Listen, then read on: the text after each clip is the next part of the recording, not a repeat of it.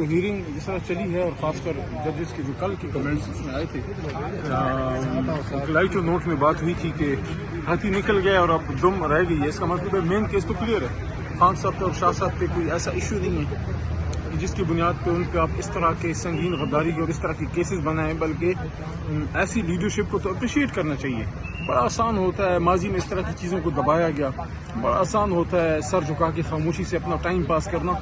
اصولوں پہ زندگی گزارنے کے لیے آپ کو سٹینڈ لینا پڑتا ہے. عمران خان صاحب وزیر اعظم پاکستان تھے اس وقت، ان کے حلف کے مطابق، آئین کے مطابق ان کا حق تھا کہ وہ قوم کو اعتماد میں لیتے، اور انہوں نے قوم کو اعتماد میں لیا. کوئی بھی بڑا لیڈر جو ہے اپنے قوم کو اعتماد میں لیتا ہے. قوم کو انہوں نے بتایا کہ کیا ہوا.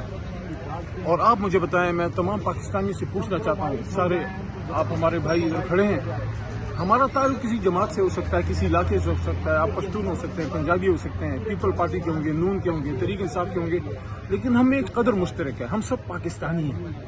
تو جو بھی پاکستان کا وزیر اعظم ہو، عمران خان صاحب ہو یا عمران خان کے علاوہ کوئی اور شخص ہو، الف ہو، بے ہو، جیم ہو، زید ہو، بکر ہو، امر ہو، جو بھی وزیر اعظم ہو، ایز اے پاکستانی میری قومی غیرت اور حمیت تو یہ گوارا نہیں کرتی میرے بھائیوں، میرے بہنوں، میرے دوستوں، کہ باہر کے ملک کا کوئی بھی طاقت، امریکہ ہو، کوئی اور، وہ ہمارے وزیر اعظم کو تھریٹ کرے. اور چاہے جائے کہ عمران خان جیسا وزیر اعظم جس نے زندگی میں کبھی کسی کے سامنے سر نہیں جھکایا، صرف اللہ کے سامنے جھکتا ہے، لا الہ الا اللہ پہ کھڑا تھا، اس لیے کھڑا ہو گیا امریکہ کے سامنے. تو ایسے وزیر اعظم کو تو زندان نہیں ڈالنا چاہیے، اس کو تو سر کا تاج بنا کے رکھنا چاہیے. تو انشاءاللہ یہ کیس ختم ہوگا. جس طرح توشے خانے والے ایک فضول قسم کے کیس میں اللہ کے کرم سے ریلیف ملا ہے، سزا معطل ہوئی ہے، اصل میں تو کیس ہی خارج ہونا چاہیے تھا، لیکن بہرحال وہ بھی اللہ کرے گا انشاءاللہ. تو کچھ چیزیں بہتری کی طرف جا رہی ہیں. جس طرح کل سپریم کورٹ نے سو موٹو نوٹس دیا، اور اس نوٹس کے بعد اب یہ بھی انڈیا محترم چیف جسٹس پاکستان نے دیا کہ وہ شاید فل بینچ اس پہ بنائیں. یہ اس بات کو میں اپریشیٹ کرتا ہوں کہ اگر وہ فل بینچ بناتے ہیں تو سب کو اس پہ بڑا اعتماد ہوگا. خاص کر کل جو محترم جج اطہر من اللہ صاحب نے کچھ سوالات بڑے چپتے ہوئے کیے وفاقی حکومت پہ، اور اس کا کوئی جواب نہیں تھا محترم اٹارنی جنرل صاحب کے پاس، کہ جب یہ سوال ہوا اٹارنی جنرل صاحب کا مکالمہ ہوا چیف جسٹس صاحب کے ساتھ کہ ہم تو آپ کے ہر حکم کی بجاوری کرتے ہیں اور کوئی ڈیویشن نہیں کرتے، یہ الفاظ یوز کیے.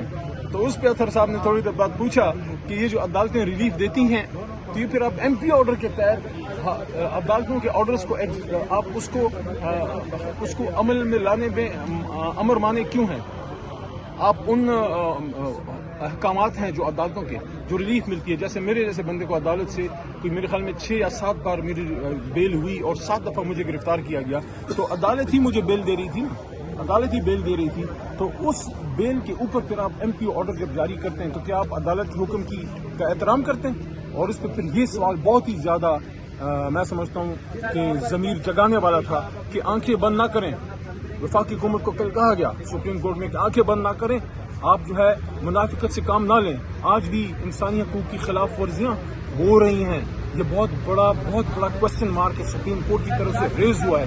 تو انشاءاللہ ہم پر امید ہیں کہ یہ جو 8 ججز کا لیٹر تھا پاکستان کی تاریخ میں بہت ایک اہم واقعہ ہے.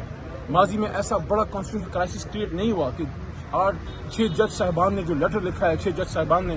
میں سمجھتا ہوں کہ یہ انسٹیٹیوشن کے اندر سے جو ہے اللہ کے کرم سے ایک ریٹیلیشن آئی ہے ظلم کے نظام کے خلاف، اور چند کالی بھیڑیں ہیں.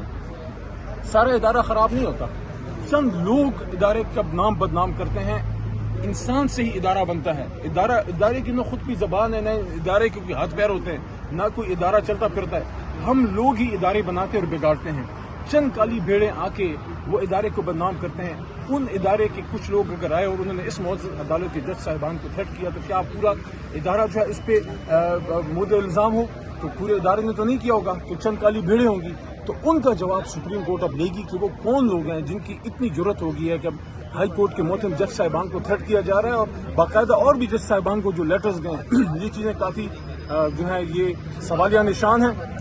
اور ایک اور چیز، کیونکہ صوبہ خیبر پختونخوا سے میرا تعلق ہے اور میں ججز کی پارلیمنٹری کمیٹی کا 3.5 سال ممبر رہا، وزیر قومی اسمبلی کے ممبر اور وزیر. میں سمجھتا ہوں کہ خیبر پختونخوا کا ایک رائٹ ہے کہ خیبر پختونخوا سے ہمارے محترم جج صاحبان ایلیویٹ ہوں. باقی بھی جو چھوٹے صوبے ہیں، بلوچستان کو بھرپور توجہ دینی چاہیے.